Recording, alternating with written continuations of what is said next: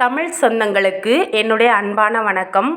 இன்றைக்கி இந்த வீடியோவில் என்ன ரெசிபி பார்க்க போகிறோம் அப்படின்னா, முருங்கைக்காய், கத்திரிக்காய், உருளைக்கிழங்கு போட்டு கொஞ்சமாக தேங்காய் போட்டு அரைச்சி விட்ட காரக்குழம்பு மாடலில் இருக்கும். டேஸ்ட்டு பார்த்திங்கன்னா அவ்வளோ அருமையாக இருக்கும்.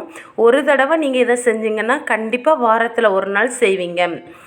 கண்டிப்பாக இதை வீட்டில் ட்ரை பண்ணி பாருங்கள், ரொம்பவே சூப்பராக இருக்கும். வாங்க அதுக்கு என்னென்ன பொருள் தேவைன்னு வீடியோவில் காட்டுறேன். ஒரு பெரிய முருங்கைக்காயை நீளமாக கட் பண்ணி எடுத்துக்கோங்க. ஒரு கத்தரிக்காய், ஒரு உருளைக்கிழங்கு, ஒரு பெரிய வெங்காயம், ஒரு தக்காளி, கொஞ்சமாக புளிக்கரைசல். அதுக்கப்புறம் இதில் என்னென்ன மசாலாலாம் சேர்க்குறேன் அப்படிங்கிறத வீடியோவில் கொஞ்சம் கழித்து சொல்கிறேன். இப்போ நீங்கள் வீடியோவை பாருங்கள். அடுப்பில் வாணலியை வச்சு வாணலி சூடானதும் இப்போ இதில் கொஞ்சமாக கடுகு சேர்த்துக்கோங்க. இது நான் போடக்கூடிய அளவு எல்லாமே 3 பேருக்கு தேவையான அளவு தான். 2 நேரத்துக்கு செய்கிறேன்னா உங்கள் வீட்டில் எத்தனை பேர் இருக்காங்களோ அதுக்கு தக்க நீங்கள் அளவை கூட்டிக்கலாம், குறைச்சிக்கலாம். இப்போ கடுகு நல்லா பொரிஞ்சதும் அதுக்கப்புறமா கருவேப்பிலையை சேர்த்துக்கோங்க.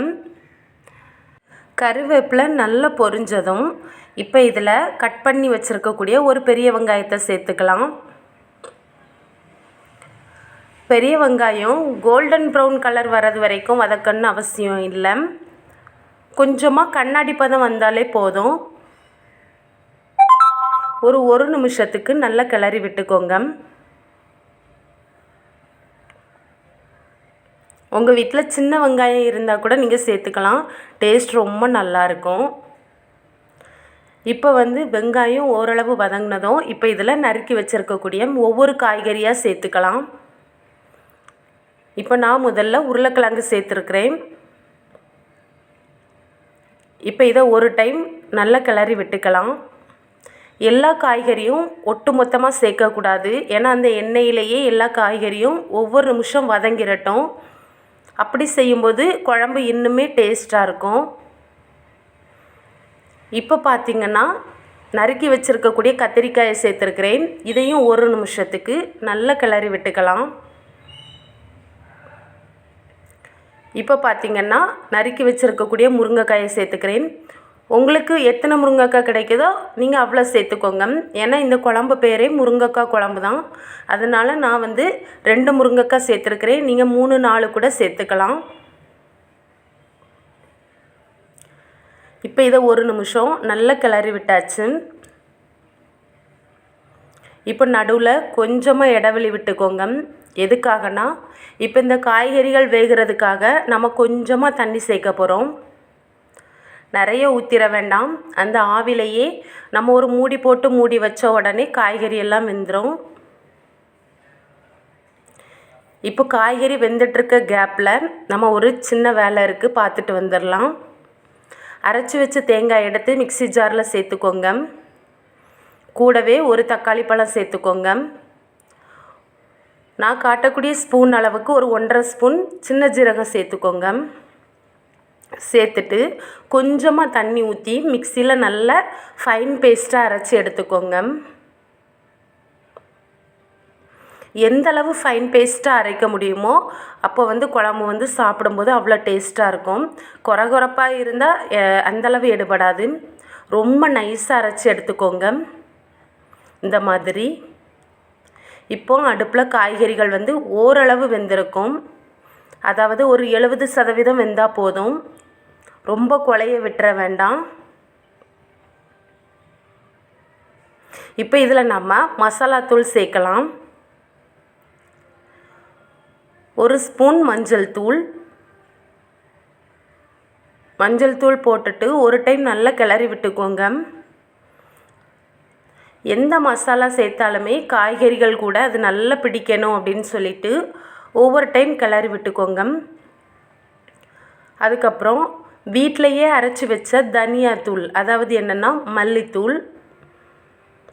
இது கிராமங்கள் சைடு அரைச்சி வைக்கிறது. இந்த மல்லித்தூள் அவ்வளோ ருசியாக இருக்கும். அதுக்கப்புறம் ஒரு 2 ஸ்பூன் மிளகாய்த்தூள், காரத்துக்கேற்ப உங்களுக்கு எவ்வளோ தேவையோ நீங்கள் கூட்டிக்கலாம், குறைச்சிக்கலாம். இந்த 3 மசாலா மட்டும்தான் நான் சேர்த்துருக்கிறேன். இதை போட்டுட்டு ஒரு 2 நிமிஷத்துக்கு நல்லா வதக்கி விட்டுக்கோங்க. அப்போ தான் அந்த ஆவிலேயே அதோட பச்சை வாசனை போகும்.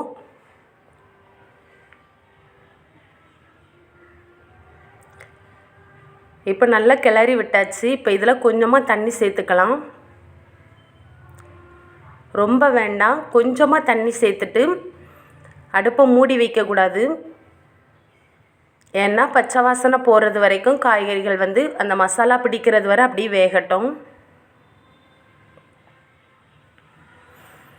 இப்போ ஒரு நிமிஷம் கழித்து எண்ணெய் லைட்டாக பிரிஞ்சு வந்ததும் இதில் நம்ம கரைச்சி வச்சுருக்கக்கூடிய புளிக்கரைசல் ஊற்றிக்கலாம். புளிக்கரைசலும் நீங்கள் நிறைய புளிப்பு எடுப்பீங்கன்னா ஓரளவு தாராளமாக ஊற்றிக்கோங்க. இல்லை புளி கம்மியாக எடுக்கிறவங்க கம்மியாகவே சேர்த்துக்கோங்க. ஏன்னா நம்ம தக்காளி பழமும் சேர்த்துருக்குறோம். இப்போ இது ஒரு 2 நிமிஷத்தில் மசாலா வாசனையும் போய் புளிக்கரைசலோட பச்சை வாசனையும் போனதோட நம்ம அரைச்சி வச்சுருக்கக்கூடிய தேங்காய் பேஸ்ட்டை சேர்த்துக்கலாம். இப்போ மிக்ஸி ஜாரை ஒரு டைம் நல்லா கழுவி ஊற்றிக்கிறேன்.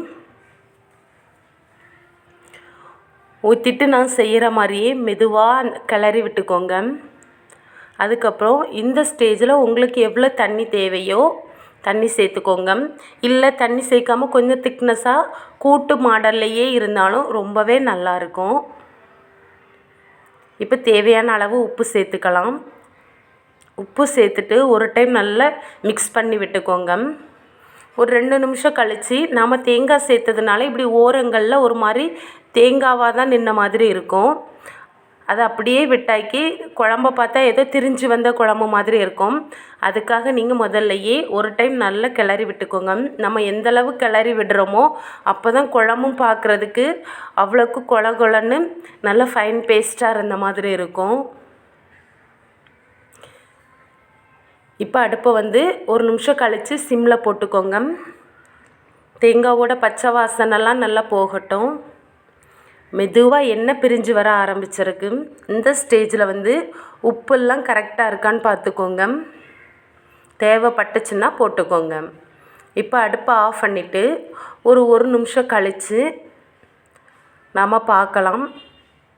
இப்போ எண்ணெய் நல்லா முழுமையாகவே பிரிஞ்சு வந்திருக்கு. பார்க்குறதுக்கே அவ்வளோ அழகாக இருக்குது. டேஸ்ட்டும் ரொம்ப நல்லாயிருக்கும். எங்கள் வீட்டில் எல்லாருக்குமே வாரத்தில் ஒரு நாள் இந்த குழம்பு செஞ்சால் விரும்பி சாப்பிடுவாங்க. இதுக்கு தொட்டுக்கிறதுக்கு உருளைக்கிழங்கு பொரியல், அப்பளம், முட்டை, வேக வச்ச முட்டை இந்த மாதிரி எடுத்துக்கலாம். காம்பினேஷன் ரொம்ப நல்லாயிருக்கும். நீங்களும் செஞ்சு பார்த்துட்டு எப்படி இருந்துச்சுன்னு உங்களோட கருத்துக்களை கமெண்ட் பாக்ஸில் சொல்லுங்கள். தேங்க்யூ.